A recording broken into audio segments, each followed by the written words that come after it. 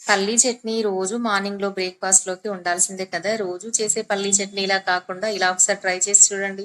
ముందుగా స్టవ్ పైన బాండీ పెట్టుకొని పల్లీలు వేసుకోవాలి. కొద్దిగా ఆయిలేసి ఇలా అంతా కూడా మంచిగా వేయించుకోవాలి. మంచి కలర్ వచ్చేంత వరకి వేయించుకుంటే లో ఫ్లేమ్‌లో చాలా టేస్టీగా ఉంటుంది. మనం చేసే పచ్చడి కూడా.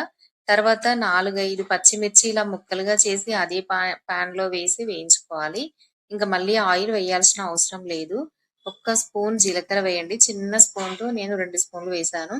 తగినంత ఉప్పు వేసి ఒక్కసారి మిక్సీ పట్టి కొద్దిగా పుట్నాలు కూడా వేసి ఇలా మెత్తగా మిక్సీ పట్టుకుంటే మనకి పల్లీ చట్నీ టేస్టీగా రెడీ అయిపోతుంది. దీంట్లోకి తాలింపు చాలా సింపుల్‌గా వేశాను. ఎండుమిర్చి, కరివేపాకు, జీలకర్ర అలాగే కొద్దిగా పుట్నాలు వేశాను. అంతే అండి. కొంచెం పసుపు వేశాను. చాలా మంచి కలర్‌తో టేస్టీగా పల్లీ చట్నీ రెడీ అయిపోయింది. హోటల్ స్టైల్ పల్లీ చట్నీ అండి. అస్సలు మిస్ అవ్వొద్దు.